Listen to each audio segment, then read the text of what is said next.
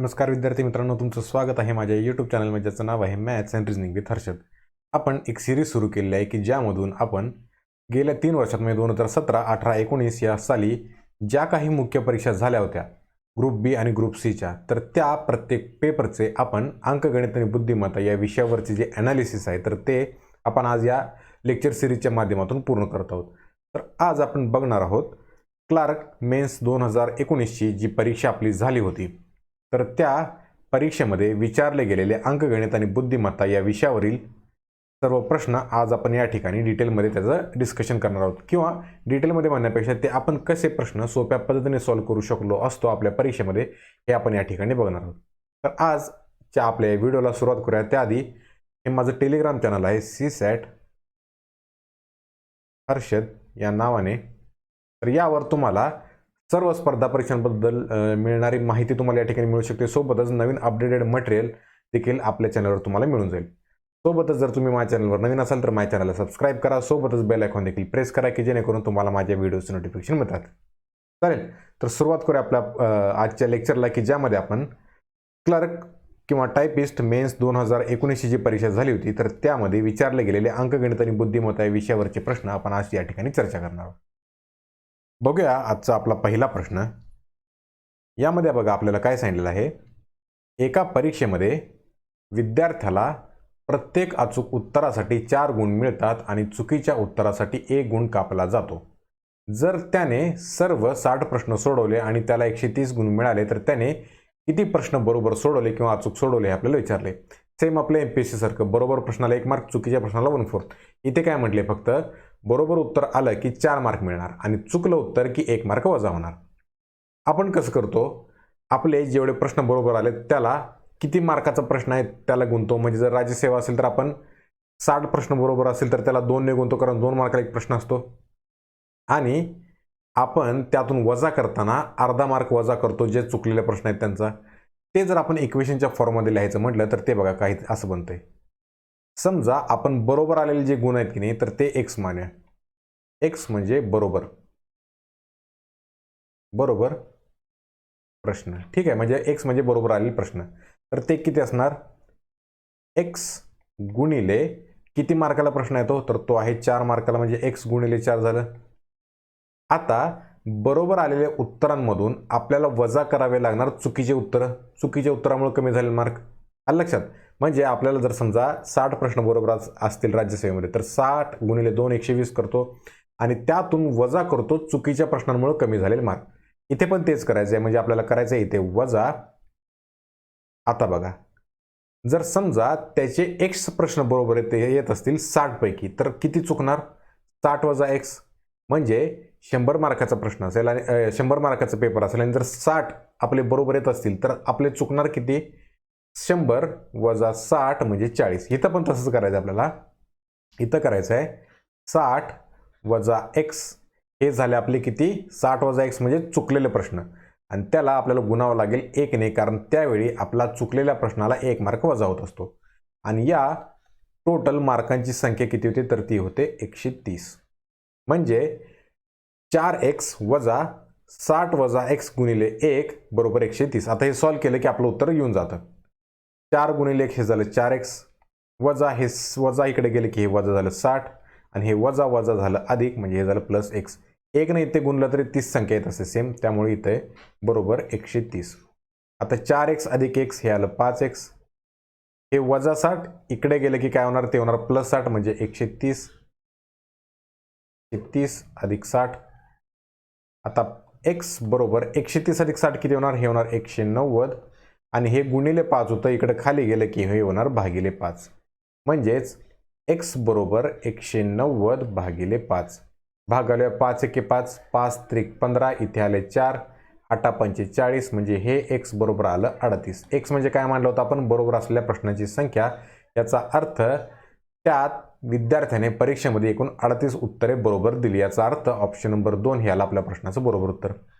दुसरा अप्रोच असा आपण करू शकतो की हा प्रश्न आपण ऑप्शन देखील सोडू शकतो. बरोबर, म्हणजे मी जर प्रश्न सोडवत असतो तर मी सुरुवात करताना 40 ने केली असती. का तर 40 ने आपल्याला गुंता वगैरे सोपं येतं. म्हणजे 4 चौक 16 म्हणजे 160 बरोबर आले प्रश्न, आणि 60तून 40 गेले म्हणजे 20 आणि 20 गुणिले 1 म्हणजे 20 झाले, म्हणजे 160 वजा 20 140 आलं असतं. म्हणजे पण आपल्याला दिला 130 त्यामुळे हा ऑप्शन इलिमिनेट झाला असता. मग मी 138 घेऊन केला असता प्रश्न. आलं का लक्षात? म्हणजे हा आपला दुसरा देखील अप्रोच असू शकतो की ज्यामध्ये आपण बाय ऑप्शन आपल्या प्रश्नाकडे सॉल्व्ह करू शकतो. चालेल, वळूया आपल्या पुढच्या प्रश्नाकडे. ही शाब्दिक गणित असतात, असे प्रश्न तुम्हाला हमखास परीक्षेमध्ये दिसणारच. हा दिशा ज्ञान आणि चाचणीचा आहे. काय सांगितलं आपल्याला? समजा तुम्ही वायव्य दिशेकडे तोंड करून उभे आहात. प्रथम तुम्ही डावीकडे एका काटकोनात वळालात, म्हणजे 90 अंशाने वळलात. नंतर उजवीकडे 2 वेळा काटकोनात वळला, तर आता तुमचे तोंड कोणत्या दिशेला असेल? या झाल्या बघा आपल्या 8 दिशा. या मुख्य 4 म्हणजे हे झालं उत्तर, हे झालं पूर्व, हे झालं दक्षिण आणि हे झालं पश्चिम. आता उपदिशा कोणकोणत्या? उपदिशा या अशा तिरक्या. हे इकडं झालं आग्नेय, हे झालं नैऋत्य, हे झालं वायव्य आणि हे झालं ईशान्य. आता आपल्याला काय सांगितलंय? पेनाचा कलर चेंज करतो मी. सुरुवातीला आपण कोणत्या दिशेला तोंड करून उभे आहोत? तर आपण उभे आहोत वायव्य दिशेला. म्हणजे आपण या इकडच्या दिशेला तोंड करून उभे आहोत. या दिशेला इकडे तोंड करून उभे आहोत. पहिल्यांदा काय म्हटले आपल्याला? सगळ्यात आधी आपण डावीकडे काटकोनात वळलो, म्हणजे 90 डिग्रीने वळलो. आता आपण जर इकडच्या बाजूला पाहत असू, या बाजूला, तर ही झाली आपली डावी बाजू आणि ही झाली उजवी बाजू. त्यामुळे सर्वात पहिल्यांदा इकडे बघत असेल व्यक्ती तर तो डावीकडे 190 अंशात काटकोनात वळणार, म्हणजे 90 अंशात वळणार. या बाजूला तो वळाला की हा येईल या दिशेला बघताना. बरोबर, 90 अंशात तो डावीकडे वळला. नंतर तो पुन्हा उजवीकडे, आता इकडे झाली ही त्याची डावी बाजू, या बाजूला बघताना ही झाली डावी बाजू आणि ही झाली उजवी बाजू. म्हणजे पुन्हा या दिशेने 2 वेळा काटकोनात वळाला. 2 वेळा वळाला म्हणजे किती? पहिल्यांदा 90 आणि 90 म्हणजे टोटल 180 अंशात तो वळाला. म्हणजे इथून विरुद्ध दिशेला हे झालं पहिलं 90 डिग्री आणि त्यानंतर पुन्हा एकदा 90 डिग्री, म्हणजे शेवटी 2 वेळा वळल्यानंतर तो बघेल या दिशेला. आलं लक्षात? तर आता तुमचे तोंड कोणत्या दिशेला असेल आपल्याला विचारले, म्हणजे सगळ्यात शेवटी आपलं तोंड जे असणार आहे ते या दिशेला असणार आहे. आणि ही दिशा कोणती आहे? तर ही आहे ईशान्य दिशा. याचा अर्थ आपल्या प्रश्नाचं उत्तर यायला पाहिजे ईशान्य दिशा. बरोबर, म्हणजे ऑप्शन नंबर 2 हे झालं आपल्या प्रश्नाचं बरोबर उत्तर. वळूया पुढच्या प्रश्नाकडे. ही बघा आपल्याला फॅमिली ट्री वंशावळ जी आपल्याला इथे ड्रॉ करायची आहे दिलेल्या माहितीवरून. माहिती काय काय सांगते आपल्याला? खालील माहिती काळजीपूर्वक वाचा आणि त्याखालील विचारलेल्या प्रश्नांची उत्तरे द्या. A B C D E F हे एका कुटुंबातील 6 सदस्य आहेत, म्हणजे 6 लोक आहेत एका फॅमिलीमध्ये. कुटुंबातील एका जोडप्याचे पालक आणि मुले आहेत. म्हणजे एक जोडपं दिलेलं आहे, त्याचे पण आई वडील आहेत आणि त्यांची मुलं आहेत. म्हणजे एकूण अशा आपल्याला 3 पिढ्या इथे ड्रॉ करायच्यात. आलं का लक्षात? म्हणजे एका जोडप्याचं, एका पालकाचं आणि एका मुलांचं. मग हे असं नाही की बाबा 3च जनरेशन किंवा 3च पिढ्या आल्या पाहिजेत. हे जे जोडपं आहे ना ते स्वतः देखील पालक असू शकतं आणि त्यांची मुलं देखील असू शकतात, किंवा ती मुलं देखील असू शकतात, त्यांचे वडील हे देखील असू शकतात, किंवा त्यांची वरची फॅमिली किंवा त्यांच्या वरची पिढी. अशा पद्धतीने आपण हे ड्रॉ करू शकतो. माहितीची पुढची बघा. ए हा सीचा मुलगा आहे आणि ई ही एची मुलगी आहे. म्हणजे बघा पहिलं काय म्हटलं? ए हा सीचा मुलगा आहे, म्हणजे इथं आला सी आणि त्याचा मुलगा कोण आहे? तर तो आहे ए. ए हा मुलगा असल्यामुळे एला आपण चौकोन दाखवणार. हे चौकोन, सर्कल वगैरे हे जे रिलेशन आहेत ना, इथे तुम्हाला माझ्या जुन्या व्हिडिओजमध्ये पाहायला मिळतील. आपण नातेसंबंधांवर प्रश्न सॉल्व्ह केलेले आहेत. त्यामध्ये आपण कसं रिप्रेझेंटेशन करायचं आणि कशी फॅमिली ट्री बनवायची हे आपण डिटेलमध्ये पाहिलेलं आहे. आता आपण डायरेक्ट प्रश्न सॉल्व्ह करूया. पहिल्यांदा काय म्हटले? ए हा सीचा मुलगा आहे आणि ई ही एची मुलगी आहे, म्हणजे या एची मुलगी आली ई आणि ई मुलगी असल्यामुळे आपण त्याला गोल करणार. सीचं लिंग आपल्याला कळालेलं नाही, कारण आपल्याला फक्त असं सांगितलं की सीचा मुलगा आहे, म्हणजे सी ही आई देखील असू शकतात, वडील देखील असू शकतात. बरोबर. पुढची माहिती बघूया 4 नंबरची. डी ही एफ ची मुलगी असून ई ची आई आहे. आता बघा ई ची आई कोण आहे? तर डी आहे, कारण डी ही एफची मुलगी आहे, बरोबर. एफची मुलगी कोण आहे? डी. आणि डी ही आता असून ईची आई आहे, म्हणजे डी जी आहे ना ती आहे ईची आई. ईची आई झाली म्हणजे ती झाली ए, ही पत्नी, ही कोण झाली? डी. डी पत्नी असल्यामुळे आपण तिला सर्कल करणार. आणि ही डी जी आहे ना ही मुलगी आहे कोणाची? तर ती आहे एफची. आलं लक्षात? आपल्याला काय काय सांगितलंय? सी चा मुलगा आहे ए आणि एफ ची मुलगी आहे डी. त्यामुळे सी आणि एफ नवरा बायको होत नाही, ते होणार एकमेकांचे व्याही. लक्षात घ्या, कारण हे झाले मुलीचे वडील आणि हे झाले वधूपिता, वरपिता म्हणजे मुलाचे वडील. आलं का लक्षात? त्यामुळे त्यांच्यात व्याह्यांचं नातं येणार, नवरा बायकोचं नातं येणार नाही. पुढची माहिती बघा. बी ही एफ ची आई आहे. आलं लक्षात? बी ही झाली एफ ची आई. आता एफ झाली इथं, तिच्या वर यायला पाहिजे बी, आणि बी ही आई असल्यामुळे तिला आपण दाखवणार सर्कलने. आलं लक्षात? आता बघूया आपण सगळ्या कंडिशन सॅटिस्फाय होतात की नाही. हे झालं ए, B, C, D, E, F म्हणजे 6 लोकांचं कुटुंब झालं. एका कुटुंबातील एका जोडप्याचे पालक आणि मुले आहेत. आता हे झालं बघा जोडपं ए आणि डी. ह्यांचे पालक पण आहेत म्हणजे कोण? सी आणि एफ हे पालक देखील आहेत आणि मुले देखील आहेत म्हणजे ई आहे.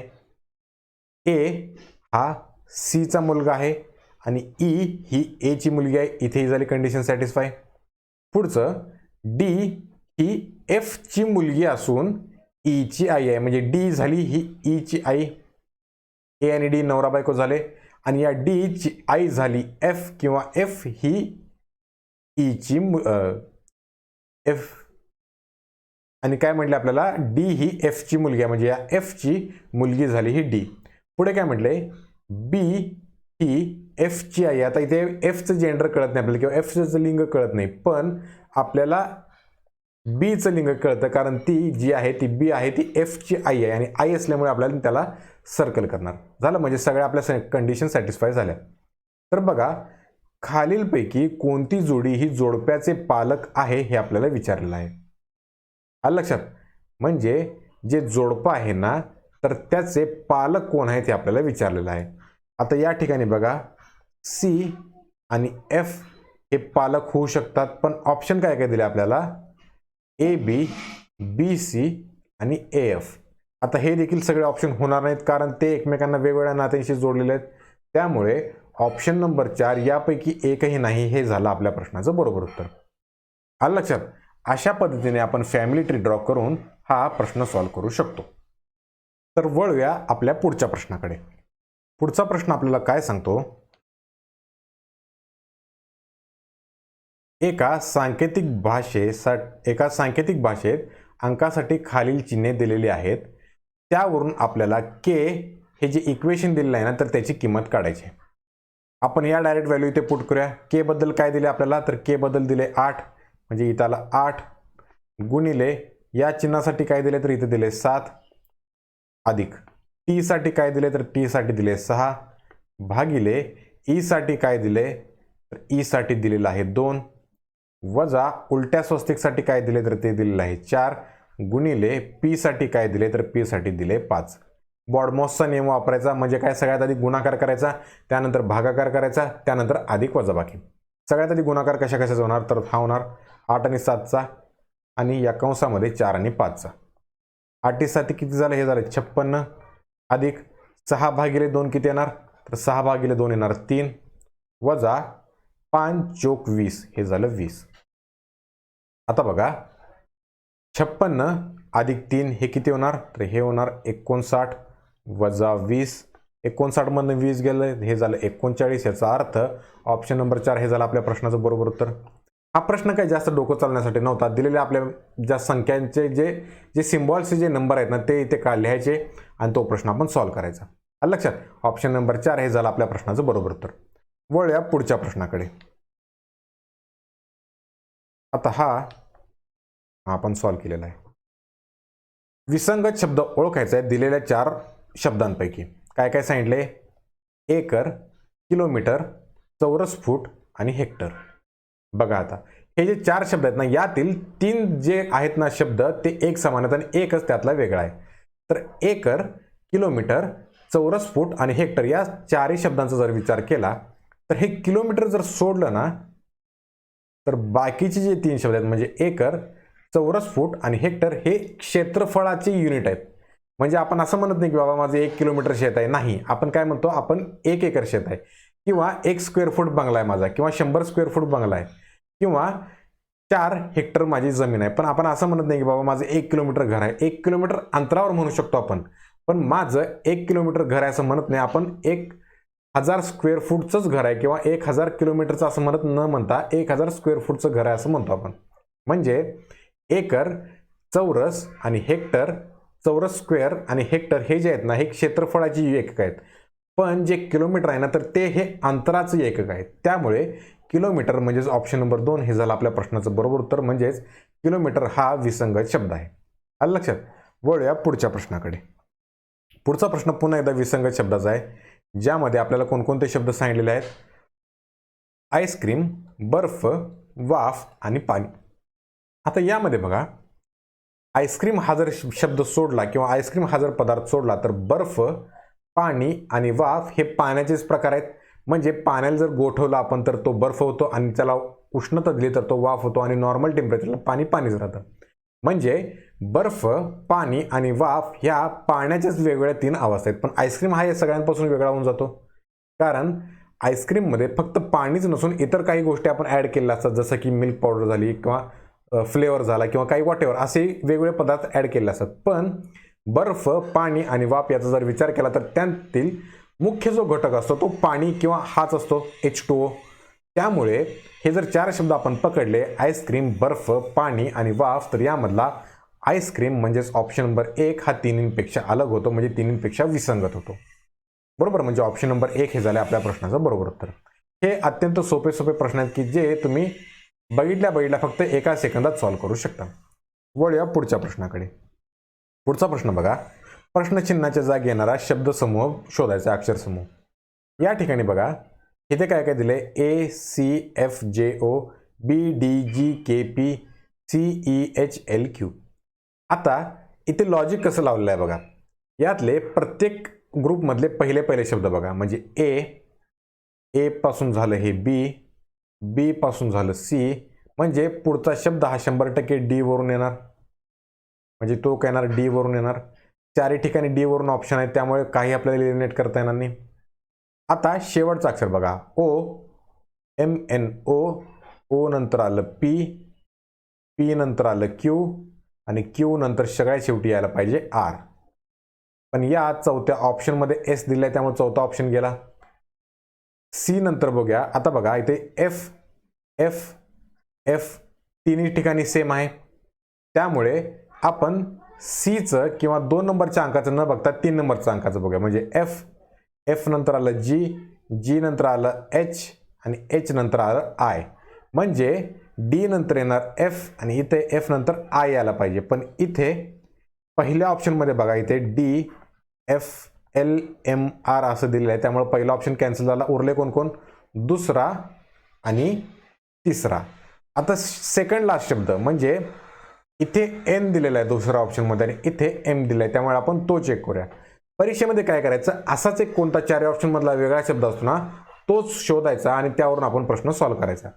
सेकंड लास्ट मध्ये बघा इथे दिलेलं आहे आपल्याला J नंतर काय आलं K नंतर आलं L नंतर काय आलं पाहिजे, L नंतर यायला पाहिजे M. याचा अर्थ दुसऱ्या ऑप्शनमध्ये N दिला असल्यामुळे हा ऑप्शन इथे कॅन्सल झाला. ऑप्शन नंबर 3 झाला आपल्या प्रश्नाचं बरोबर उत्तर. म्हणजे DFI त्यानंतर येणार M आणि M नंतर येणार R, म्हणजे DFIMR म्हणजे ऑप्शन नंबर 3 हे झालं आपल्या प्रश्नाचं बरोबर उत्तर. इथे थोडं तुम्हाला कन्फ्यूज होईल कारण मी ॲरो असे वेगवेगळ्या पद्धतीने टाकलेले आहेत, पण तुम्ही जर व्यवस्थित लक्षपूर्वक केलं तर तुम्हाला हा प्रश्न सॉल्व्ह. बघा मी इथे थोडं इरेज करता आलं तर करतो. कळालं? तुम्हाला या गोष्टीचं लॉजिक कळणं हे अत्यंत गरजेचं आहे. बघूया पुढचा प्रश्न. थोडं इथे प्रॉब्लेम येत आहे मला कॅन्सल करण्यासाठी. यामध्ये एकाच माहितीवरून आपल्याला 2 उत्तरे काढायची आहेत. काय सांगतं, ए हा गट क्रिकेट खेळाडूंचा आहे, म्हणजे ए हा सर्कल हा क्रिकेट खेळणारा आहे. बी हा गट मोठा हा हॉकी खेळणार आहे. आणि सी हा गट हा फुटबॉल खेळणार आहे. आपल्याला काय विचारलंय, वरील आकृतीवरून कोणत्या अक्षराचा गट हा तिन्ही खेळ खेळत असेल. म्हणजे आपल्याला असा शब्द शोधायचा आहे किंवा असं अक्षर शोधायचं आहे की जे ए मध्ये पण असेल, बी मध्ये पण असेल आणि सीच्या असा शब्द शोधायचा आहे आपल्याला की जो एच्या सर्कलमध्ये पण आहे, बीच्या सर्कलमध्ये पण आहे आणि सीच्या सर्कलमध्ये पण आहे. आता बघा, मी हायलाइट केलेला पोर्शन हा ई असलेला जो भाग आहे ना, तर तो एच्या सर्कलमध्ये पण येतो, बीच्या सर्कलमध्ये पण येतो आणि सीच्या सर्कलमध्ये पण येतो. त्यामुळं ई हा आपण असं म्हणू शकतो की तो तिन्ही खेळ खेळणाऱ्या व्यक्तींचा समूह आहे. म्हणजे या प्रश्नाचं उत्तर आलं ई. ऑप्शन नंबर 2 हे झालं आपल्या प्रश्नाच्या बरोबर उत्तर. आलं लक्षात. पुढचा प्रश्न बघूया. असा गट निवडा की जो हॉकी आणि क्रिकेट खेळतो परंतु फुटबॉल खेळत नाही. फुटबॉलला दर्शवणारा कोणकोणता गट आहे, तर तो आहे सीचा. त्यामुळे हा मी हायलाइट केलेला सर्कल आहे बघा, हा फुटबॉल खेळणार आहे. म्हणजे आपल्याला असा सर्कल शोधायचा आहे की जो क्रिकेट आणि हॉकीमध्ये तर कॉमन आहे पण तो फुटबॉलच्या बाहेरचा आहे, म्हणजे या लाल रंगाच्या सर्कलच्या बाहेरचा आहे. आता बघा इथे या ठिकाणी डी हा पोर्शन असलेला भाग बघा, ज्यामध्ये क्रिकेटचा देखील काही भाग आहे, बरोबर. हा यामध्ये या क्रिकेटचा देखील काहीतरी भाग आहे एचा, सोबतच हॉकीचा देखील भाग आहे हा. पण या खालच्या सर्कलच्या वरचा भाग आहे तो, म्हणजे खालचा सर्कल फुटबॉलचा सर्कल त्यामध्ये इन्क्लूड केलेलं नाही, समाविष्ट केलेलं नाही आहे. म्हणजे फक्त डी संख्या किंवा डी शब्द असलेला असा भाग आहे की जो क्रिकेटचा पण हिस्सा आहे आणि हॉकीचा पण हिस्सा आहे पण फुटबॉलचा हिस्सा नाही. म्हणजे डी हे झालं आपल्या प्रश्नाचं बरोबर उत्तर. म्हणजेच ऑप्शन नंबर 4 हा आपला योग्य पर्याय असेल या प्रश्नाच्या बाबतीत. आलं लक्षात. हा जो प्रश्न आहे तो वेन डायग्रामवरचा आधारित आहे की तो आपण आरामातपणे सॉल्व्ह करू शकतो. जर तुम्हाला लक्षात आलं की कोणकोणता भाग घ्यायचा आणि कोणकोणता भाग आपण स्किप करायचा. आलं लक्षात. वळूया आपल्या पुढच्या प्रश्नाकडे. काय सांगितलंय बघा, खालील एक अंक मालिका दिलेली आहे, म्हणजे नंबर सिरीज दिलेली आहे. त्यातील प्रत्येक अंक एका नियमाला धरून असलेला आहे. तर या अंक मालिकेत न बसणारा, म्हणजे गटात न बसणारा यातला अंक शोधायचा आहे. 5, 13, 29, 64 आणि 125. आता हे सिरीजचे प्रश्न जे असतात ना, तुम्हाला मला सांगायचं आहे की जर तुम्हाला एका मिनिटाच्या आत याचं लॉजिक लक्षात आलं नाही तर तो प्रश्न तिथे स्किप करायचा, पुढच्या प्रश्नाकडे जायचा. हा प्रश्न तिथं सोडायचा, त्याचा विचार करत बसायचा नाही, नाहीतर वेळ जाणार आपला. कारण आपण इगोवर घेत असतो असे प्रश्न, मला काय येत नाही बाबा. पण आपल्याला इगो बाजूला ठेवून परीक्षेत वेळ वाचवायचा असतो. आलं का लक्षात. त्यामुळे एका मिनिटात जर क्लिक झालं तर ठीक, नाही तर तो प्रश्न सोडायचा, पुढच्या प्रश्नाकडे वळायचं. याचं लॉजिक बघा. आपण या 5ला कसं लिहू शकतो, 1चा वर्ग अधिक 4 असं लिहू शकतो. 1चा वर्ग 1 अधिक 4 बरोबर हे झालं 5. 13ला आपण कसं लिहू शकतो, 3चा वर्ग अधिक 4 म्हणजे 3चा वर्ग आला 9, 9 अधिक 4 बरोबर हे झालं 13. 29ला कसं लिहू शकतो, सगळे ऑड नंबर घ्यायचे म्हणजे विषम संख्या घ्यायचा. 5चा वर्ग अधिक 4, 5चा वर्ग किती येतो, तर तो येतो 25 अधिक 4 बरोबर झालं 29. याच सिरीजमध्ये जर आपण पुढे गेलं तर 5 नंतरचा पुढचा कुठला विषम संख्या येणार, तर ते येणार 7. म्हणजे 7चा वर्ग अधिक 4 म्हणजे 49 अधिक 4 बरोबर 53. पण आपल्याला इथे काय दिले, 63 दिले. त्यामुळे 63 हा आपला गटात न बसणारा शब्द होतो. इथे मी तुम्हाला ऑप्शन जाणून बुजून दिलेले नाही आहेत. म्हणजे या आपल्या प्रश्नाचं उत्तर काय आलं, तर ते आलं 63. पुढचं देखील चेक करून बघूया, म्हणजे आपल्याला कळेल हे बरोबर आहे का नाही. 125ला आपण कसं लिहू शकतो, तर ते काय लिहू शकतो आपण, 11चा वर्ग जर आपण केला तर ते किती येणार, 11चा वर्ग अधिक 4, 121 अधिक 4 बरोबर झालं हे 125, जो की शेवटचा नंबर आहे. म्हणजे आपण इथे विषम संख्या न घेता मूळ संख्या घेतल्या आहेत. मूळ संख्या कोणकोणत्या, तर त्याला तोच नंबर किंवा 1 ने भाग जातो. आता या ठिकाणी 1, 3, 5, 7 आणि 11 ह्या सगळ्यात मूळ संख्या म्हणजे मूळ संख्येचा वर्ग अधिक 4 जर आपण केलं तर आपल्याला ह्या संख्येतली सिरीज मिळत आहे. पण 63 ही संख्या तो नियम लागू होत नाही, त्यामुळे 63 हे झालं आपल्या प्रश्नाचं बरोबर उत्तर. आलं लक्षात? वळूया आपल्या पुढच्या प्रश्नाकडे. पुढचा प्रश्न बघा. 2 संख्यांचा लसावी हा 315 आणि मसावी 21 आहे. त्यापैकी एक संख्या जर 63 असेल तर दुसरी संख्या कोणती हे आपल्याला विचारले. याचा एक 100% वर्क होणारा फॉर्म्युला मी तुम्हाला सांगतो, तो काय आहे बघा. लसावी गुणिले मसावी बरोबर पहिली संख्या गुणिले दुसरी संख्या. हा फॉर्म्युला आयुष्यात विसरायचा नाही. लसावी गुणिले मसावी बरोबर पहिली संख्या गुणिले दुसरी संख्या. हा फॉर्म्युला जिथं जिथं लसावी मसावी संख्यांचे प्रश्न येत असेल तिथं वापरायचा, हमखास डोळे झाकून उत्तर बरोबर येणार. आता इथे संख्या पुट करूया. लसावी किती दिले तर ते दिले 315 गुणिले मसावी किती दिले तर ते दिले 21 बरोबर. त्यापैकी एक संख्या म्हटले ती किती आहे 63 आहे, तर आपल्याला दुसरी संख्या शोधायची आहे. म्हणजे पहिली संख्या मानूया आपण 63 आणि दुसरी संख्या मानूया आपण x बरोबर. आता हे सॉल्व करायचं. 21 एकम 21, 21 त्रिक 63. आता हे 3 एके 3, 3 एके 3, 3 0 0, 3 5 15 म्हणजे हे x बरोबर मिळालं 105. याचा अर्थ ती दुसरी संख्या असणार 105 म्हणजे ऑप्शन नंबर 2 हे झालं आपल्या प्रश्नाचं बरोबर उत्तर. आलं लक्षात? एका फॉर्म्युल्यात हा प्रश्न निघाला. आलं लक्षात? 105 हे झालं आपल्या प्रश्नाचं बरोबर उत्तर. वळे आपल्या पुढच्या प्रश्नाकडे, कारण आपल्याला जवळपास 30 ते 35 प्रश्न सॉल्व्ह करायचे आहेत. बघा काय माहिती दिलेली आपल्याला. एका चौकोनी टेबलाच्या भोवती 2 मुले आणि 2 मुली बसलेले आहेत. ते उत्तर, दक्षिण, पश्चिम आणि पूर्व अशा दिशेला तोंड करून बसले आहेत. आता माहिती काय दिल्या बघा इथे. कोणत्याही मुलीचे तोंड पूर्वेकडे नाहीये, म्हणजे मुलगी ही 100% पूर्वेकडे बघणारच नाही. आपण इथे लिहूया. मुली ज्या आहेत ते 100% पूर्वेकडे बघणार नाहीत. म्हणजे पूर्वेकडे तोंड असलेले कोण कोण असणार तर ती मुलंच असणार. विरुद्ध लिंगाच्या व्यक्ती एकमेकांच्या विरुद्ध दिशेला बसले आहेत. म्हणजे जर समजा पूर्वेकडे तोंड करून एक मुलगा बसला असेल तर पश्चिमेला तोंड करून मुलगीच बसलेली असली पाहिजे, तिथे मुलगा येणार नाही. एका मुलाचे तोंड दक्षिणेला आहे. आता बघा इथे एका मुलाचे तोंड दक्षिणेकडे आहे, तर दक्षिणची विरुद्ध दिशा कोणती आली तर ती आली उत्तर. म्हणजे एक मुलगी ही 100% उत्तर दिशेकडे बघणार, कारण विरुद्ध दिशेला 2 विरुद्ध लिंगाची व्यक्ती बसले असतात. म्हणजे जर दक्षिणेकडे तोंड करून मुलगा बसला असेल तर त्याच्या विरुद्ध दिशेला म्हणजे उत्तर दिशेला तोंड करून मुलगी असणार. तर मुली कोणत्या दिशेला तोंड करून बसल्या आहेत हे आपल्याला शोधायचं आहे. म्हणजे आपल्याला असं शोधायचं आहे की ज्यामध्ये एका मुलीची दिशा उत्तर असलीच पाहिजे. आलं लक्षात? कारण आपण मुलगी ही उत्तर दिशेला तोंड करून आहे, एक मुलगी दोन्हीपैकी आपल्याला शोधलेलं आहे. पहिल्या ऑप्शन मध्ये बघा पूर्व आणि पश्चिम दिले, उत्तर दिले नाही, त्यामुळे ऑप्शन नंबर 1 गेला. दुसऱ्या ऑप्शन मध्ये दक्षिण आणि पूर्व दिले, उत्तर दिले नाही, त्यामुळे दुसरा देखील ऑप्शन गेला. उरतात तिसरा आणि चौथा पर्याय, त्यामध्ये उत्तर दिलेलं आहे. आता एक आधीची इन्फॉर्मेशन बघा की ज्याला मी सर्कल करत आहे.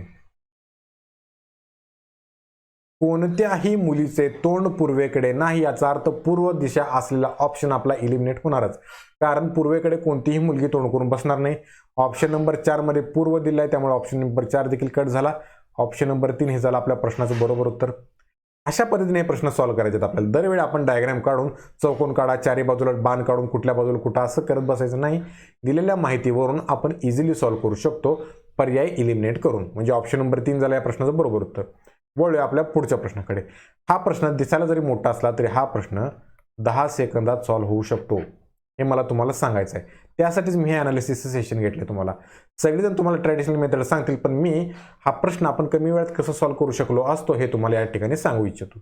आलं लक्षात? वळूया पुढच्या प्रश्नाकडे. प्रश्न भरपूर आहेत आपल्याकडे. सर्वात मोठी 4 अंकी संख्या असलेला सर्वात मोठी 4 अंकी पूर्ण घन असलेली संख्या कोणती हे आपल्याला शोधायचं आहे. आता बघा या चारीपैकी हा प्रश्न लॉजिकने कसा सॉल्व्ह करायचा ते बघा. आपल्याला यासाठी वर्ग माहीत असले पाहिजे या गरजेचं नाही, पण आपल्याला बेसिक गोष्टी माहीत असणं गरजेचं आहे. आता हा 9999 किंवा 9998 हे कोणत्याच संख्येचे घन होऊ शकत नाहीत. का हे मी तुम्हाला सांगतो. जर आपण 10,000 ही संख्या बघितली तर 10,000 या संख्येचं घनमूळ येतं 10. कसं?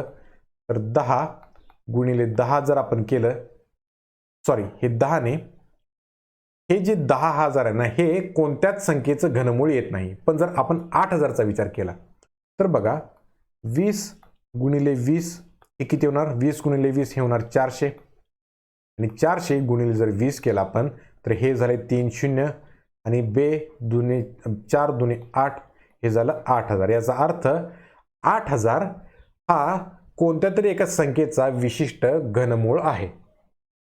पण जर आपण 9,999 किंवा 9,998 विचार केला तर ते कोणतेच आपल्या ह्याचे संख्येचे घन होऊ शकत नाही.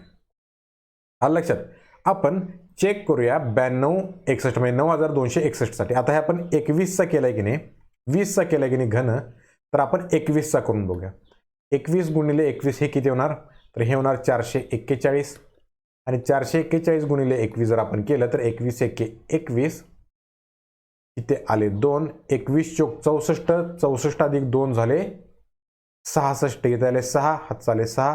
21 चोक 84, 84 अधिक 6 झालं 92. म्हणजे 9261 हे 21चं घनमूळ होऊ शकतं किंवा 21चा क्यूब होऊ शकतं. याचा अर्थ सर्वात मोठी घन असलेली संख्या कोणती आली तर ती आली 9,261. म्हणजे ऑप्शन नंबर 2 हे झालं आपल्या प्रश्नाचं बरोबर उत्तर. बरोबर. आपल्याला काही बेसिक गोष्टी माहीत असल्या तर आपण हा प्रश्न आरामात सॉल्व्ह करू शकतो. आलं लक्षात? वळूया पुढच्या प्रश्नाकडे. पुढचा प्रश्न बघा, हा विधान आणि गृहीतक यावर आधारित आहे. प्रश्न काय सांगतो? यामध्ये थोडा आपल्याला विचार करावा लागतो. कंपनीच्या अधिकाऱ्याने व्यवस्थापकाला सांगितले, म्हणजे मॅनेजरला काय सांगितलं? कार्यालयात वक्तशीरपणा आणण्यासाठी आपल्याला कर्मचाऱ्यांना वाहन भत्ता दिला पाहिजे. म्हणजे तुम्ही जर वेळेवर आलात तर आम्ही तुम्हाला तुमच्या गाडीचं भाडं देऊ किंवा तुम्ही बसनं आला तर बसचं तिकीट देऊ, विमानानं आला तर विमानाचं तिकीट देऊ, रेल्वेनं आला उडत आला तरी त्याचे आम्ही तुम्हाला पैसे देऊ. असं जर आपण कार्यालयात लागू केलं तर लोक वेळेवर येतील असं कंपनीचा अधिकारी हा तिथल्या मॅनेजरला सांगतो. तर आता गृहीतक काय काय दिलेत बघा. याच्या मागचा त्या अधिकाऱ्याचा विचार काय असेल? गृहीतक म्हणजे काय? ही कृती करण्यामागचा त्या अधिकाऱ्याचा काय विचार असू शकतो हे आपल्याला शोधायचं आहे.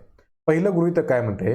वाहन भत्ता वक्तशीरपणा आणण्यास मदत करू शकणार नाही. पण आता बघा, त्याने वक्तशीरपणा आणण्यासाठीच वाहन भत्ता दिलेला आहे.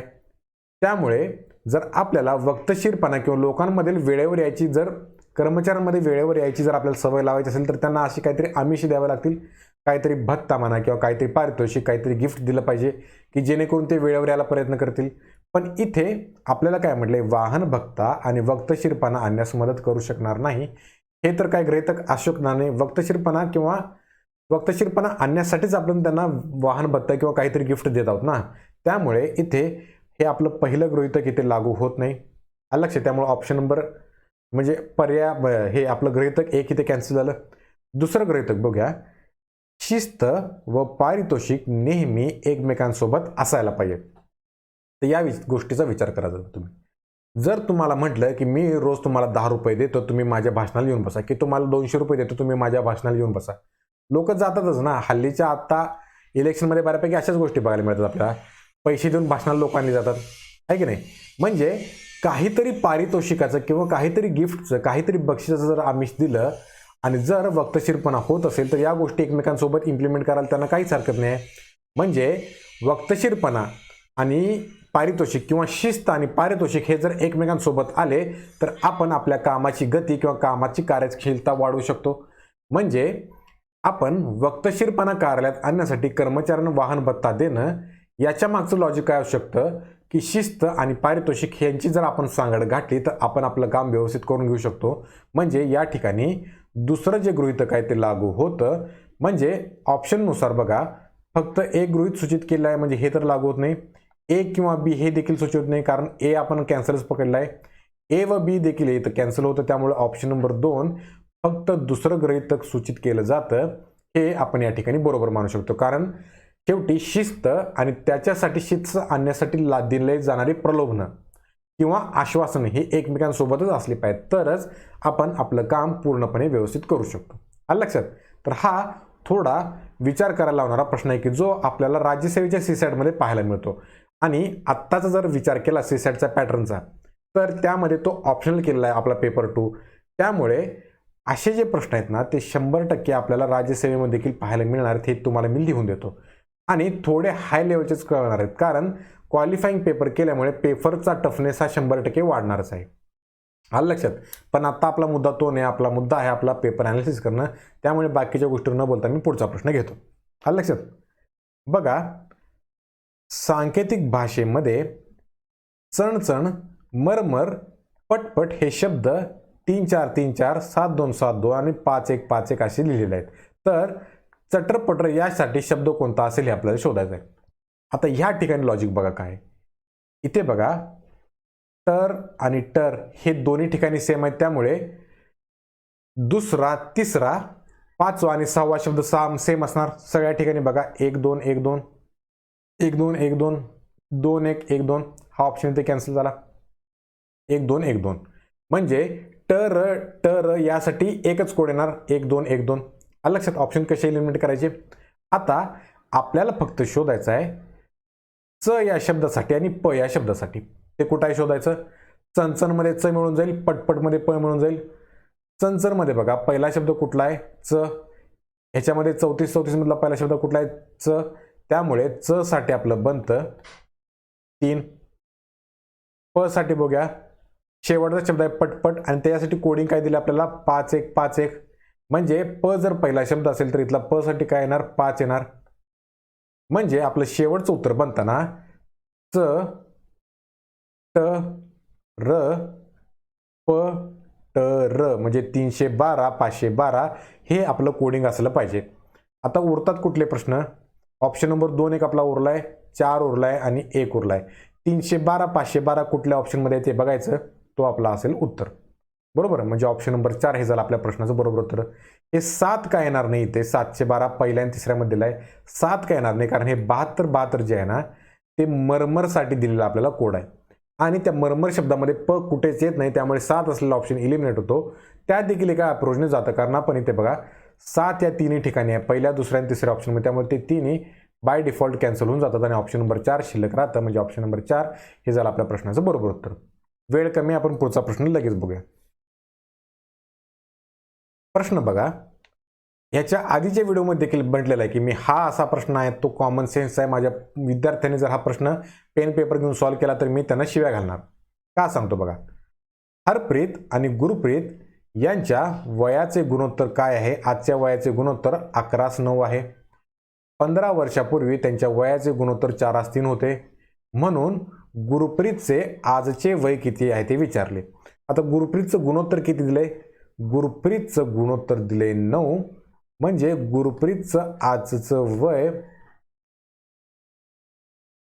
हे 9च्या पटीतच पाहिजे.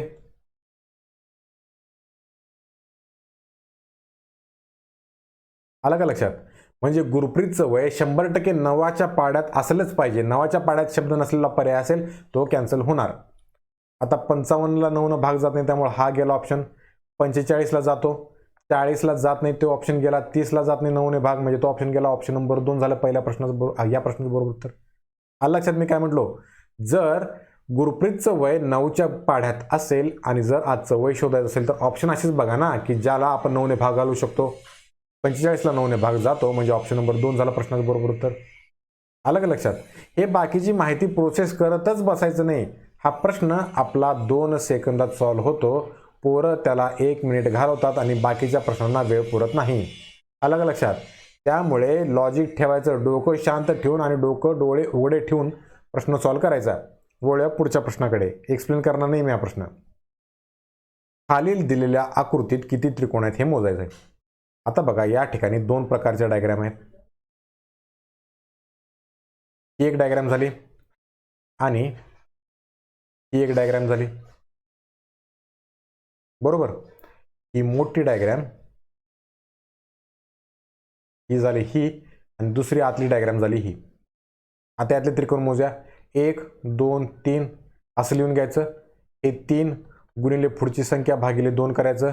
बे के बे बे दुनी 4 3 दुनी 6 म्हणजे या आकृतीत आपल्याला मिळाले किती 6 त्रिकोण. या देखील आकृतीत 1 2 3 3 गुणिले 4 भागिले 2 बे के बे बे दुनी 4 हे झालं टोटल 6. या आकृतीत 6 मिळाले. 6 आणि 6 12 करायचं नाही, कारण इथे ही जी आकृती आहे ना ही आपण 2 वेळा मोजली. कधी कधी मोजली तर या आकृतीच्या वेळी एकदा आणि यामध्ये या आकृती वेळी एकदा, पण 2 वेळा काउंट न करता त्यातून दोन्हीपैकी एकदाच घ्यावं लागेल. म्हणजे ह्या डायग्राम मधले 6 अधिक या डायग्राम मधले 6 वजा रिपीट झालेले 1 म्हणजे 6 अधिक 6 12 12 वजा 1 11. याचा अर्थ या आकृतीत एकूण 11 त्रिकोण आहेत, म्हणजे ऑप्शन नंबर 2. आलं लक्षात. डबल काउंटिंग झाले की उत्तर चुकलं. गडबड करायची नाही, शांतपणे विचार करायचा. आलं लक्षात. वळूया पुढच्या प्रश्नाकडे. ही ट्रिकची मेथड आहे, मी तुम्हाला सेपरेट व्हिडिओ बनवून सांगेन की आपण त्रिकोण किंवा चौकोन कसे शॉर्ट ट्रिकने मोजायचे. आलं लक्षात. तो व्हिडिओ मी पोस्ट करेन नंतर. पुढचा प्रश्न बघा. मागच्या वेळेसारख्या प्रश्नामध्ये फॉर्म्युला वापरायचा कुठला, दिवस काम तास असेल तर MDHचा म्हातारा. लक्षात ठेवा M1 D1 H1 is equal to M2 D2 H2. MDHचा म्हातारा लक्षात ठेवायचं. काय म्हटले, 8 माणसे 9 दिवस एक काम 20 दिवसात पूर्ण करतात, तर तेच काम 7 माणसे दिवसाला 10 तास काम करून किती दिवसात काढतील. म्हणजे D2 काढायचं आपल्याला. M1 किती दिले माणसं, 8 माणसं किती दिवसात काम करतात, तर ती करतात 20 दिवसात. किती तास काम करतात, 9 तास, म्हणजे H1 9. M2 किती दिले पुढच्या वेळी 7 माणसं गुणिले किती दिवसात काढतात ते आपल्याला शोधायचं, म्हणजे D2 काढायचं आहे. H2 किती दिले, तर ते दिले 10 तास. सॉल्व केलं की आलं उत्तर 10 के 10 10 दुनी 20 झालं. 9 8 72 72 गुणिले 2 किती झालं, हे झालं 144 आणि हे भागिले झालं इकडे 7. हे झालं D2. म्हणजे D2 आता बघा 144ला 7 न भाग जाणार नाही, म्हणजे छेदामध्ये 100% 7 यायला पाहिजे. आलं का लक्षात. कारण 7 दुनी 14 होतं, उरतं 4. त्यामुळे खाली 5 असलेले हे 2 ऑप्शन गेले. ऑप्शन नंबर 1 आणि 3 पैकी शोधायचे. आता इथे बघा 7 1 7 7 दुनी 14 इथे आलं 4, म्हणजे 7 0 0 इथे आला पॉईंट आणि हे झालं 40. म्हणजे बघा हे जर D2 लिहायचं म्हटलं तर इथे 7 ने 20 7 140ला 7 ने भाग जातो 20 ने आणि 144 वजा 40 केले तर वरती उरतात 4 भागिले 7. म्हणजे 7 माणसे दररोज 10 तास काम करून किती दिवसात पूर्ण करतील, तर 20.4/7 इतक्या दिवसात. म्हणजे ऑप्शन नंबर 1 ह्याला आपल्या प्रश्नाचं बरोबर उत्तर. आलं लक्षात. हे पूर्णपणे सॉल्व करत बसायचं नाही, एवढ्यापर्यंतच राखून ठेवायचं. म्हणजे ऑप्शन नंबर 1 ह्याला प्रश्नाचं बरोबर उत्तर. वळूया पुढच्या प्रश्नाकडे आपल्या. पुढचा प्रश्न बघा. आता यासाठी तुम्हाला घातांकाने करणे या टॉपिकवरील घातांकाचे नियम तुम्हाला माहीत असणं गरजेचं आहे. आलं लक्षात. आता इथं काय दिले आपल्याला, 2चा 8वा घात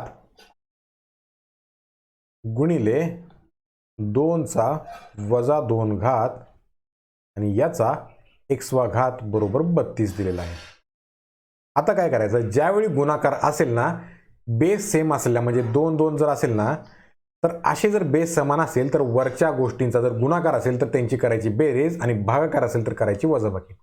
म्हणजे इथं काय बनणार, 2चा 8 अधिक वजा 2 याचा xवा घात आणि 32ला जर आपण 2च्या टर्म्समध्ये लिहायचं म्हटलं तर 2चा जर आपण 5वा घात केलं तर ते मिळतं आपल्याला 32. आलं का लक्षात. कसं ते तुम्ही बघू शकता. 2चा वर्ग 4, 2चा 3रा घात म्हणजे 8, 2चा 4था घात म्हणजे 16 आणि 2चा 5वा घात म्हणजे झालं 32. आता हे सॉल्व करूया. म्हणजे 2 इथे 8 वजा 2 हे झालं 6 गुणिले हे झालं x बरोबर 2चा 5वा घात. आता जर या ठिकाणी गुणाकार आला बघा, म्हणजे इथे आपण लिहू शकतो बेस जर समान असेल ना तर वरचे देखील संख्या या सेम असतात. म्हणजे हे 5 बरोबर हे 6x आलं. म्हणजे आपण लिहू शकतो 6x बरोबर 5, म्हणजेच x बरोबर 5 हे 6 इकडे जाऊन झालं भागिले 6 म्हणजे एक्सची किंमत आली 5/6. हेच आपल्याला विचारले, एक्सची किंमत किती असेल, म्हणजे ऑप्शन नंबर 3 हे झालं आपल्या प्रश्नाचं बरोबर उत्तर. घातांक नियमवरचा मी स्वतंत्र व्हिडिओ बनवीन, त्या वेळी तुम्हाला ही सगळे कॉन्सेप्ट क्लिअर होतील. आलं लक्षात. बघूया पुढचा प्रश्न. पुढचा प्रश्न बघा.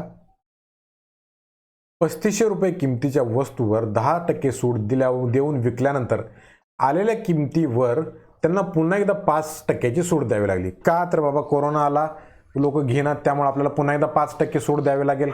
त्यामुळे 3500 रुपयाच्या किमतीवर सगळ्यात आधी 10% डिस्काउंट दिला. त्यानंतर मंदीमुळे पुन्हा एकदा त्याला 5% सूट द्यावी लागली. आता इथे बघा, 3500 रुपये किंमत असेल तर त्याची 10% किती होईल, तर त्यातला एक शून्य काढून टाकायचा, म्हणजे 3500चं 10% झालं 350. हा कसा फॉर्म्युला येतो ते मी तुम्हाला स्वतंत्र व्हिडिओमध्ये सांगितलं आहे, तो तुम्ही बघू शकता. 3500चं 10% आलं 350, म्हणजे 3500 मधून 350 वजा करावे लागेल, कारण आपण त्यांना दिलेली आहे सूट. 3500 मधून 350 गेले, हे झाले 0, 10तून 5 गेले 5, 4तून 3 गेला 1, आणि हे आलं 3, म्हणजे 3150 हे पहिल्यांदा 10% डिस्काउंट देऊन मिळालेली किंमत. आता पुन्हा एकदा 5% डिस्काउंट द्यायचे आहे, म्हणजे आता जर 1% डिस्काउंट द्यायचा असेल तर हे दोन शेवटचे पॉईंट कॅन्सल करावे लागतील. म्हणजे आता बघा, 3150चं 1% किती येतं, तर ते येतं 31.50. आपल्याला काढायचे 5%, म्हणजे 31.50ला आपल्याला गुणावं लागेल 5 ने. 5 0 0, 5 5 25, इथं आले 2, 5 1 5, 5 आणि 2 7, 5 त्रिक 15, 2 टिंबाच्या मागे 2 टिंब, म्हणजे 3150 जे आपल्याला आलेलं आहे, किंवा 3150 चे 5% किती होतात, तर 157.5. म्हणजे 3150 वर पुन्हा एकदा 5% डिस्काउंट दिला तर किती देणार आपण, 157.5 एवढा डिस्काउंट देणार. याची वजाबाकी किती येईल, हे 10तनं 5 गेले 5, 9तनं 7 गेले 2, म्हणजे शेवटी 2 5 असलेलं आपलं उत्तर ऑप्शन नंबर 2 झालं आपल्या प्रश्नाचं बरोबर उत्तर. हे परीक्षेत कधी करायचं, आपण ऑप्शन चूज करताना. हे पूर्ण तुम्हाला सॉल्व्ह करून दाखवतो मी. 19 मधनं 5 गेले, हे 14तनं 5 गेले, हे उरलं 9, 10तनं 1 गेले, हे उरलं 9, 2तनं 0 गेले 2, म्हणजे 2992.5 हे झालं आपल्या प्रश्नाचं बरोबर उत्तर. किंवा त्या वस्तूची किंमत, ज्यावेळी त्या वस्तूची किंमत असणार 3500, त्यावरून पहिल्यांदा 10%चा डिस्काउंट दिला, मग पुन्हा एकदा 5%चा डिस्काउंट दिला. आलं.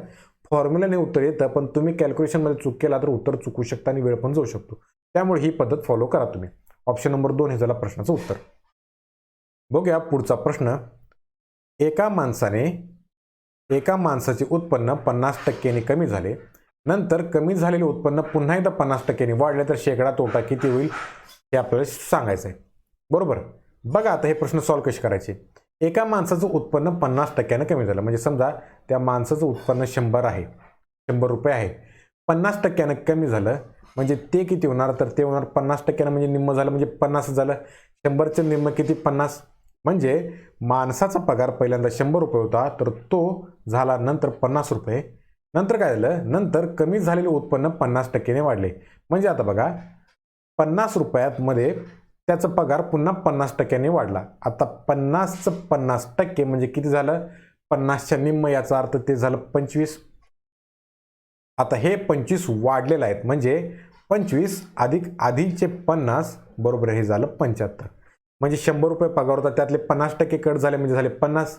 या 50 मध्ये पुन्हा एकदा 50% वाढवले, म्हणजे 50 अधिक 25 हे झालं 75. तर शेकडा तोटा किती झाला, तर सुरुवातीचा पगार किती होता, 100, नंतर किती झाला 75, म्हणजे 100 वजा 75 भागिले सुरुवातीची किंमत किती, 100 गुणिले हे 100. या 100ला 100 कॅन्सल झालं, 100 वजा 75 हे झालं 25%. याचा अर्थ 25% तोटा झाला, म्हणजे ऑप्शन नंबर 4 झालं प्रश्नाचं बरोबर उत्तर. आलं लक्षात. पर्सेंटेजचं किंवा नफा तोटाचा सेपरेट व्हिडिओ मी बनवला आहे, तो तुम्ही चेक करू शकता. वळूया आपल्या पुढच्या प्रश्नाकडे. पहिल्या 12 क्रमवार नैसर्गिक संख्यांच्या घनांची बेरीज किती असले विचारले. प्रश्न बघायला गेलं तर लेंदी आहे, पण आपण एक लॉजिक तुम्हाला सांगतो, त्यावरून तुम्ही आरामात प्रश्न उत्तर काढू शकाल. काय करायचं, पहिले एक तर आपल्याला 1 ते 10 पर्यंत किंवा 1 ते 12, 1 ते 15 पर्यंतचे आपल्याला क्यूब रूट माहीत असणं गरजेचं आहे, किंवा 1 ते 10 पर्यंत जरी माहीत असलं तरी सफिशियंट आहे. त्यांची आपण लिहून घेऊया, फक्त एक स्थानं, म्हणजे सगळ्यात शेवटचे जे नंबर असतात ना क्यूबचे, ते लिहून घेऊया. 1चा क्यूब किती येणार, तर तो येणार 1, 2चा येणार 8, 3चा येणार किती 27, 4चा येणार 64, 5चा 125. मी हे तुम्हाला एक्सप्लेनेशनसाठी पूर्ण लिहितोय बरं काय, आपण परीक्षेमध्ये असं करायचं नाही.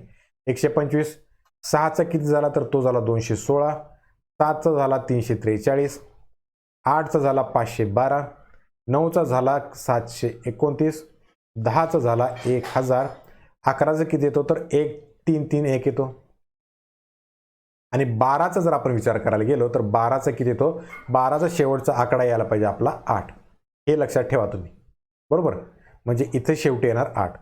आता या सगळे जे शेवटचे नंबर आहेत की नाही, फक्त यांचीच तेवढी बेरीज करायची. 1 अधिक 8 किती झालं 9, 9 अधिक 7 किती झालं, हे झालं 16, 16 अधिक 4 हे झालं 20, 20 अधिक 5 झालं हे 25, 25 अधिक 6 झालं 31, 31 अधिक 3 झालं 34, 34 अधिक 2 झालं 36, 36 अधिक 9 झाले 45, 45 अधिक 1 झालं 46, आणि 46 अधिक 8 हे किती झालं तर हे झालं आपलं 54. म्हणजे या सगळ्या घनांची जी बेरीज असणार आहे त्याचा शेवटचा आकडा काय असणार आहे 100%, तर तो असणार आहे 4. ऑप्शन बघायचा ज्याचा शेवटचा अंक 4 तो झाला बरोबर उत्तर. इथं 5 आहे त्यामुळे पहिला गेला, इथं 1 आहे त्यामुळे हा तिसरा गेला, इथं 6 आहे त्यामुळे चौथा गेला. ऑप्शन नंबर 2 झाला आपल्या प्रश्नाचं बरोबर उत्तर आलं. आलं का लक्षात. हे झालं लॉजिकनं, मेंटॉसची जिंदगी झाली ही. तर तुम्ही या सगळ्यांची ॲडिशन करत बसून हे उत्तर काढणार, याला 0 मार्क आहे. कारण आपण इथे 2 प्रश्नांचा वेळ देतो आणि पुढचे येणारे 2 प्रश्न आपण घालून बसतो, त्यामुळे ते 0 मार्काचा आपल्याला फायदा झाला. आलं का लक्षात. प्रॉफिट लॉस लक्षात घेत चला तुम्ही. इथे आपल्याला करायचं आहे मेंटॉसचं काम, म्हणजे दिमाग की बत्ती जला दे. आलं का लक्षात.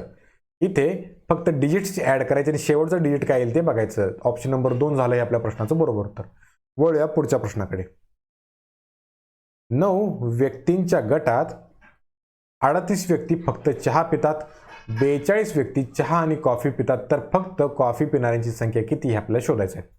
आता बघा, एकूण जर 90 व्यक्ती असतील त्यातले 38 लोक चहा पितात आणि 38 लोक चहा आणि कॉफी पितात, तर आता यातून बघा आपल्याला 90 मधून जर फक्त कॉफी आणि चहा पिणारी व्यक्ती जर कॅन्सल केली, म्हणजे टोटल 90 व्यक्तीमधून आपण चहा आणि कॉफी दोन्ही पिणारी व्यक्ती जर वजा केल्या तर हे किती मिळणार आपल्याला. हे झालं 8, 8तून 4 गेले 4, म्हणजे हे झालं 48.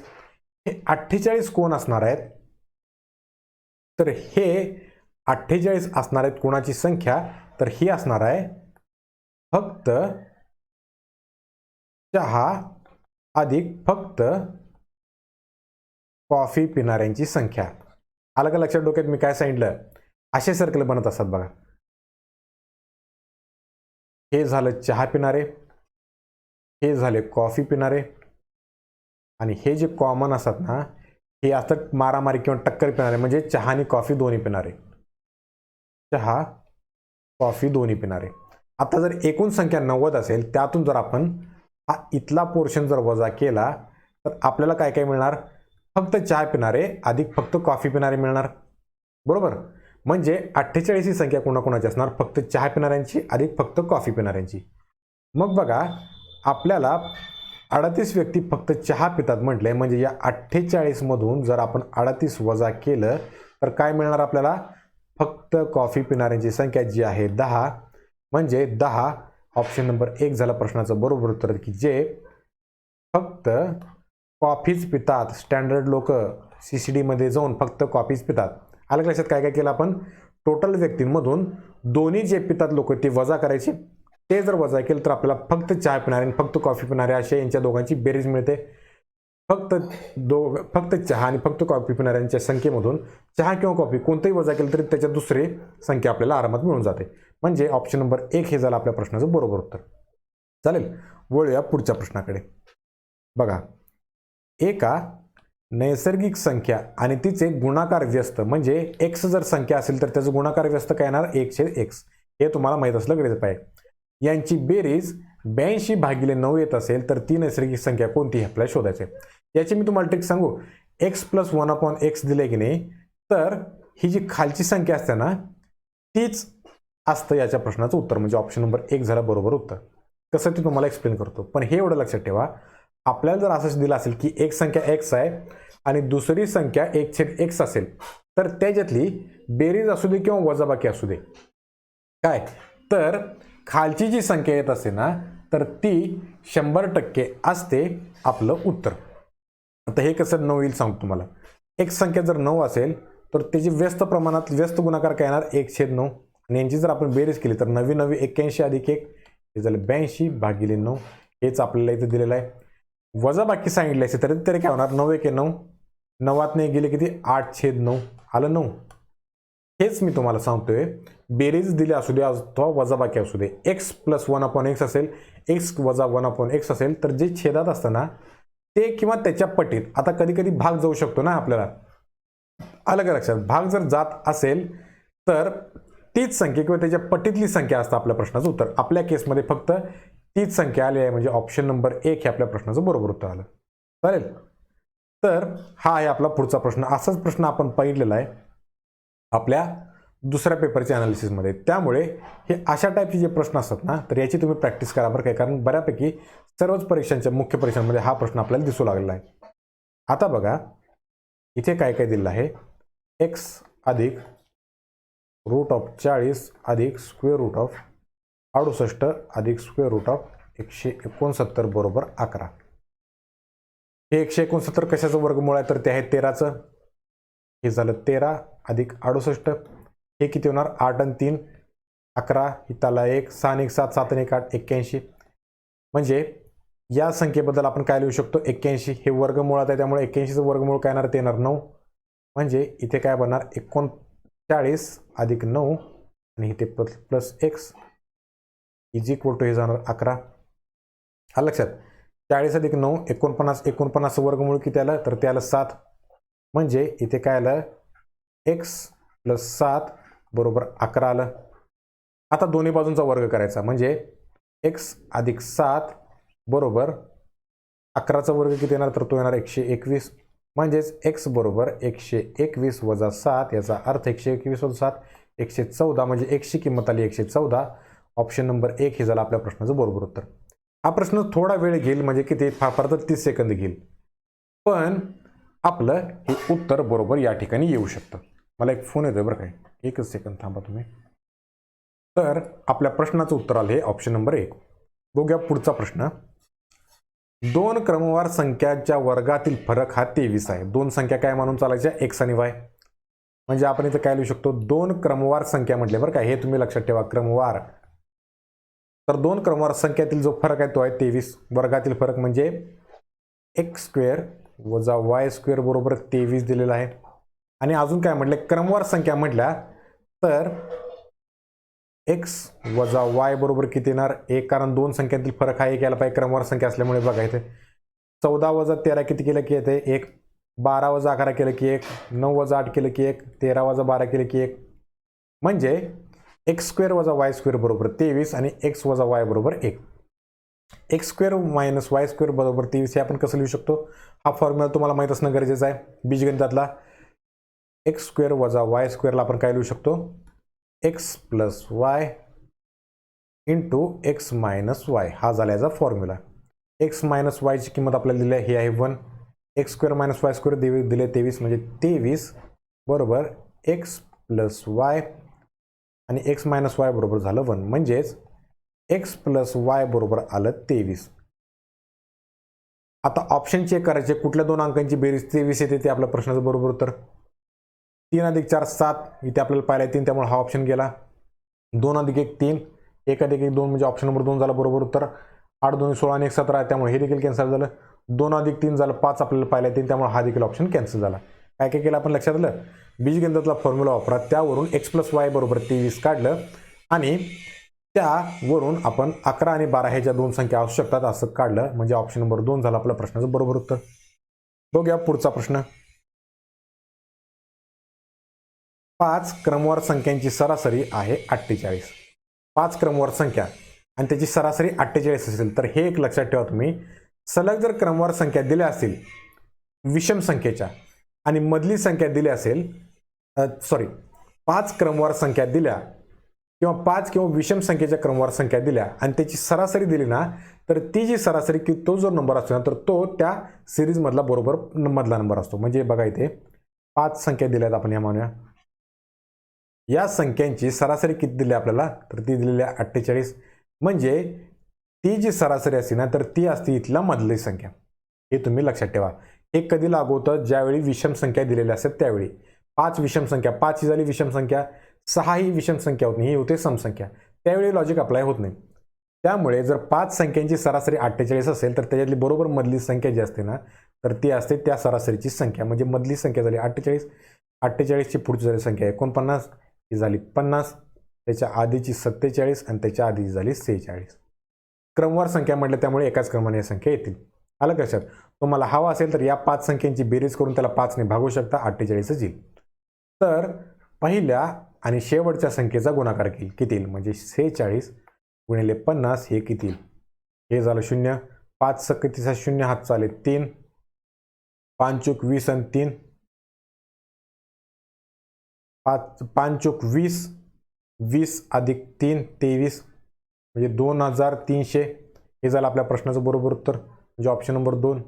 लक्षात काय काय केलं?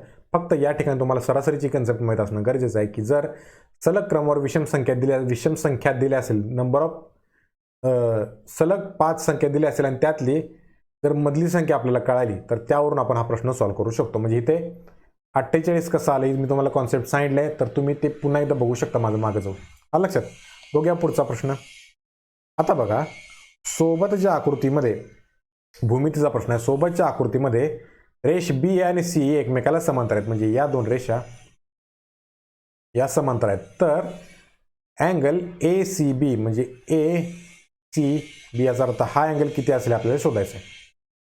तुम्हाला हे कॉन्सेप्ट माहीत असेल आपल्या बीजगणितातली एक भूमितीतली की जर दोन पॅरल लाईन असतील तर हा जो अँगल असतो ना, हा दोन्ही ठिकाणचा सेमच असतो. म्हणजे जर हा सीचा इकडचा कोण E C D angle E C D हा जर 70 असेल, तर अँगल ए बी सी हा देखील 70 डिग्रीच असतो. या दोन पॅरल रेषा असतील ना अशा, तर हे जे आतले कोण असतात ना, तर ते सेमच असतात.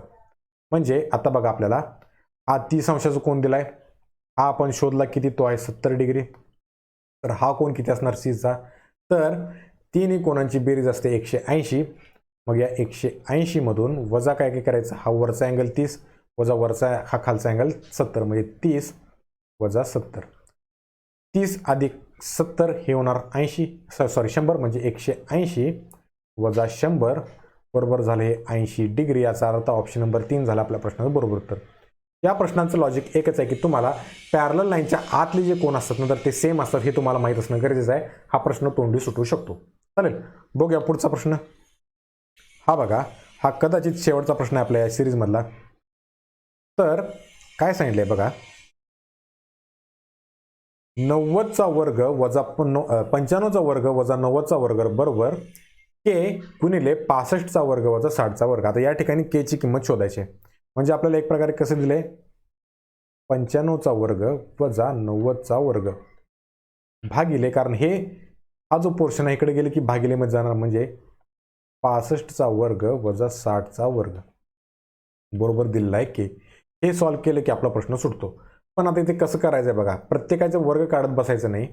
आपण काय काढू शकतो, मगाशी फॉर्म्युला वापरला आपण, एक्स स्क्वेअर मायनस वाय स्क्वेअरचं काय येणार, X square minus Y square बरोबर X plus Y into X minus Y.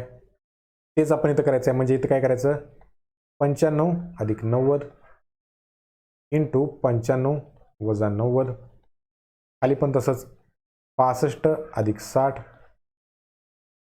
65 वजा 60 बरोबर. ते इथे काय बनल, 95 अधिक 90, 9 दुने 18 अधिक 5 185 गुणिले 5 भागिले 60 अधिक 65 हे होणार 125 गुणिले 5, 65 वजा 60, या 5ला हे 5 गेलं, 5 ने भाग घालूया, 5 दुने 10, 5 5 25, खाली झालं 25, म्हणजे खाली 25 असलेलं आपलं उत्तर यायला पाहिजे. 37 वालं गेलं, 50 वालं गेलं, हे 37 वालं गेलं. ऑप्शन नंबर 2 झाला आपल्या बरोबर उत्तर. इथे पूर्ण भागवल्या 185ला 5 ने. 185 भागिले 5 जर आपण केलं, 5 एके 5, 5 त्रिक 15, इथे आला 3, 5 असं ते 35, म्हणजे वरती येणार 37. 37 भागिले 25 झाला आपल्या प्रश्नाचं बरोबर उत्तर, म्हणजे ऑप्शन नंबर 2. अशा पद्धतीने आपण प्रश्न सॉल्व्ह करू शकतो. म्हणजेच जर आपण ह्या पूर्ण 30-35 प्रश्नांचा विचार केला तर आयोग कुठल्याच टॉपिकला नाराज करत नाही. प्रत्येक टॉपिकवरचा एक प्रश्न विचारला आणि जास्त करून हे जे सिम्प्लिफिकेशनचे प्रश्न असतात ना, त्यावर जास्त आयोग भर देत आहे, तुम्ही लक्षात घ्या. त्यामुळे सिम्प्लिफिकेशनच्या प्रश्नांवर तुम्ही थोडा भर द्या, म्हणजे आपले मार्क मुख्य परीक्षेमध्ये वाढू शकतात.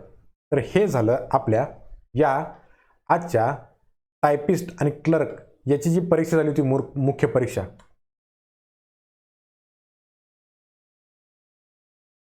ती कधीची 2019ची मुख्य परीक्षा. तर त्याच्या मुख्य परीक्षेचा अनालिसिस आपण बघितला आहे. तर आज या ठिकाणी थांबूया आपण. तुमच्याकडून मला या सिरीजसाठी चांगला रिस्पॉन्स मिळत आहे, त्यासाठी खूप खूप आभार तुमचे.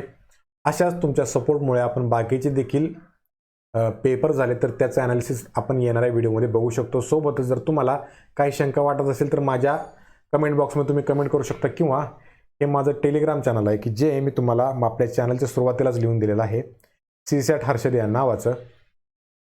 तर या चॅनलवर तुम्ही मला मेसेज करू शकता किंवा ते चॅनल तुम्ही जॉईन करू शकता, म्हणजे तुम्हाला अपडेट मिळत राहतील. तर आज या ठिकाणी मी थांबतो.